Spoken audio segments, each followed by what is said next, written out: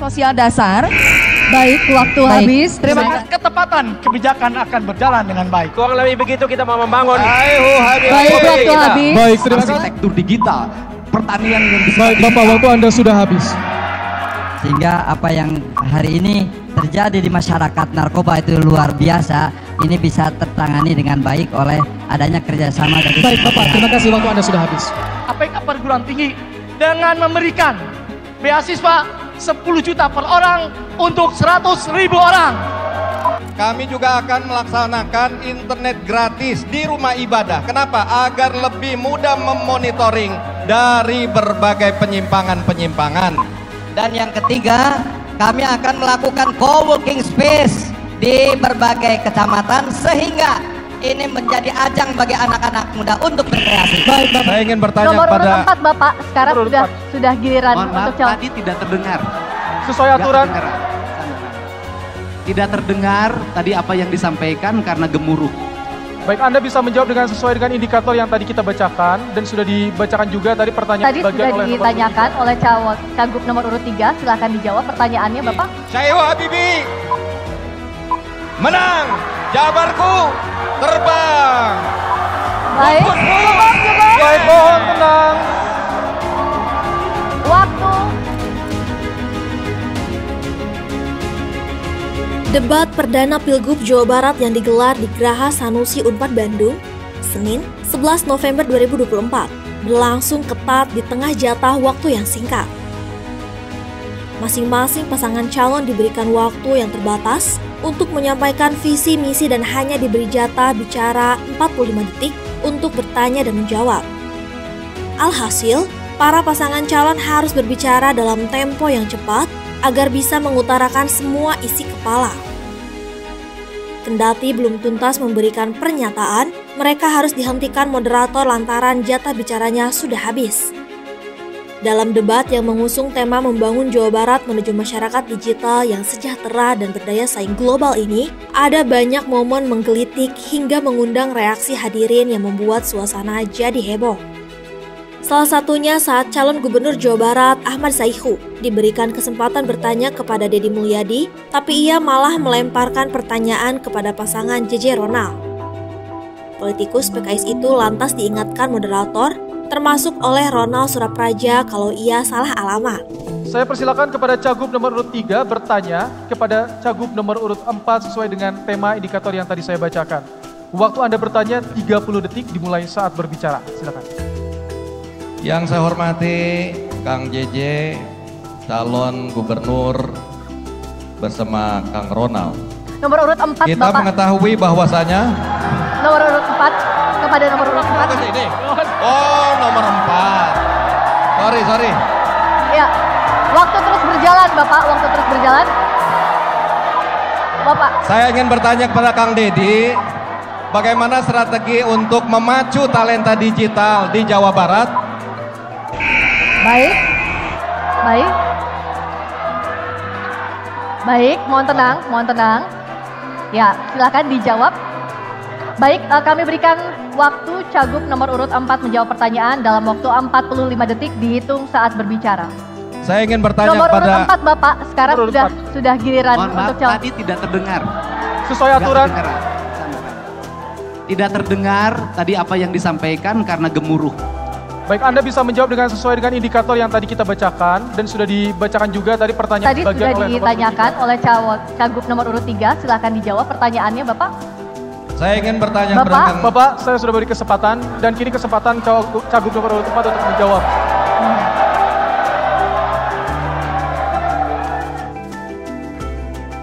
Ada banyak persoalan di Jawa Barat yang diangkat dalam debat perdana ini, seperti masalah penyakit TBC, kesehatan mental anak muda, pendidikan bagi penyandang disabilitas, masalah pengangguran dan kemiskinan, tentang reformasi birokrasi dan peredaran narkoba. Terkait kasus narkoba, calon gubernur dari PDI Perjuangan JJ Wiradinata mengatakan, untuk menangani masalah tersebut harus dimulai dari kerukunan rumah tangga serta memberikan pendidikan terbaik bagi anak, termasuk meneguhkan pendidikan agama dan karakter.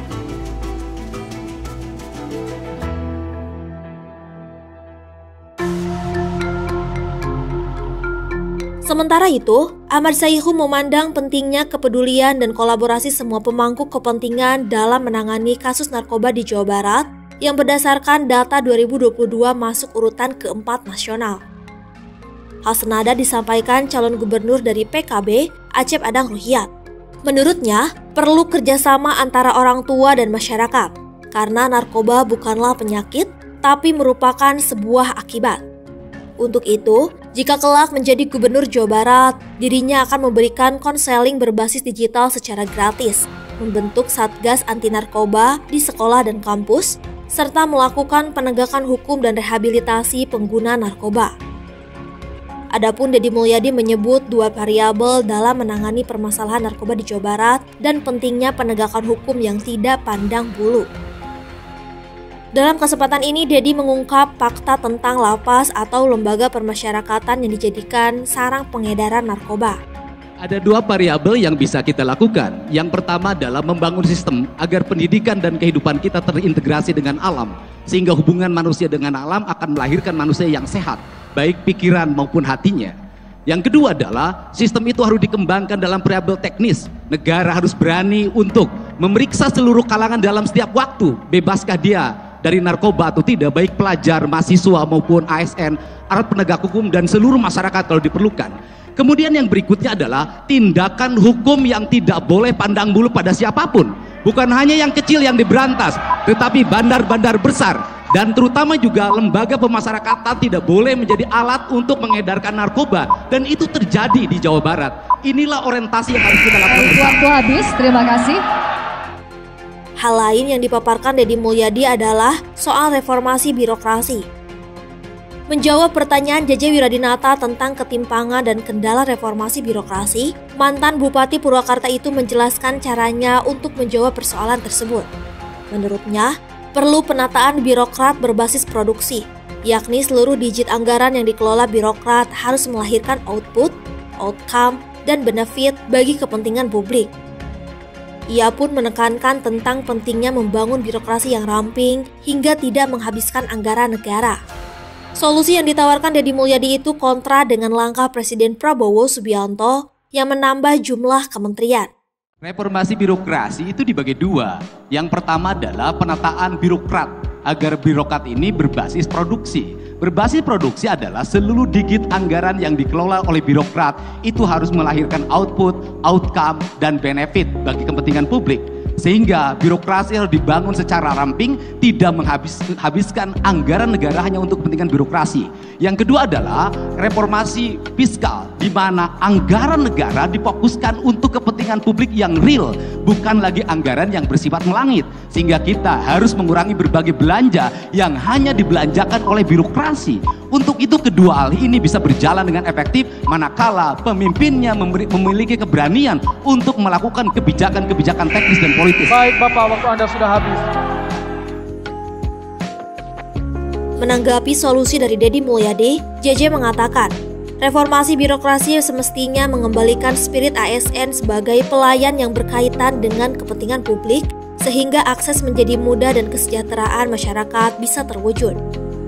JJ menegaskan ada banyak hal yang bisa dilakukan agar reformasi birokrasi bisa berhasil. Di antaranya memberikan tunjangan yang baik kepada ASN dan membuat sistem berbasis teknologi. Warga Jawa Barat yang berbahagia, malam ini kami memperkenalkan Rungkad. Sebentar, bukan Rungkad yang itu, tapi ini adalah Rungkad Care, respon untuk kebahagiaan dan aksi darurat. Program ini hadir untuk memberikan layanan respon cepat bagi mereka yang menghadapi kekerasan, krisis mental, atau membutuhkan bantuan mendesak. Rungkad Care adalah tim respon cepat yang terdiri dari tenaga medis, psikolog, dan pakar hukum yang siap melayani laporan 24 jam. Sebagai penutup, saya ingin menyampaikan kaidah usul fikih. Tasarruful imam ala ra'iyah manutun bil maslahah. Kebijakan seorang pemimpin harus didasarkan kepada kemaslahatan kebaikan rakyatnya. Dengan demikian, visi bahagia, Jabar Bahagia Lahir Batin, kami berkomitmen untuk membawa kemaslahatan bagi seluruh rakyat Indonesia. Baik Bapak, Malam ini kita berada di Universitas Pajajaran. Pajajaran memiliki makna ngajajar, sejajar, bahwa memang harus seperti itu masyarakat Jawa Barat. Semua harus sejajar. Itu yang menjadi semangat slogan kami, Jabar untuk semua. JJ Ronald adalah personifikasi masyarakat Jawa Barat. Lihat kami, Wiradinata, Surapraja, tua, muda, kolonial, milenial, Kasep, Luwih Kasep. Hadirin sekalian yang saya hormati makan, konsep Jabar semua bukan hanya pemerataan, tetapi Jabar semua akan membawa Jawa Barat menjadi memerah era baru dengan angka IPM tentu dengan kategori sangat tinggi, menyamai DKI dan menyamai Yogyakarta. Pemimpin harus pintar, pemimpin harus cerdas, tetapi pemimpin yang paling penting adalah membuka ruang komunikasi. Andaikan aku jadi gubernur, Ronald jadi wakil gubernur, maka rumah dinas akan dibuka seluas-luasnya bagi masyarakat Jawa Barat. Sebelumnya kami ingin mengucapkan turut berduka cita atas musibah tabrakan beruntun yang terjadi di tol Cipularang beberapa jam yang lalu. Jawa Barat adalah ibarat pesawat besar yang siap terbang. Kita memiliki industri yang besar, kekayaan alam dan SDM yang berlimpah. Tapi untuk bisa lepas landas kita perlu bahan bakar berupa generasi yang unggul. Hari ini 1 dari 5 anak Jawa Barat mengalami stunting. Rata-rata penduduk kita bahkan tidak lulus SMP. Dan meskipun banyak industri, pengangguran tetap tinggi. ASI berkomitmen, pertama memberantas stunting, yang kedua memberikan beasiswa hingga sarjana, dan yang ketiga menciptakan 3 juta lapangan kerja dengan 1 desa, 1 industri. Sehingga Jabarku, Jabarmu, Jabar kita tercinta bisa lepas landas dan terbang tinggi.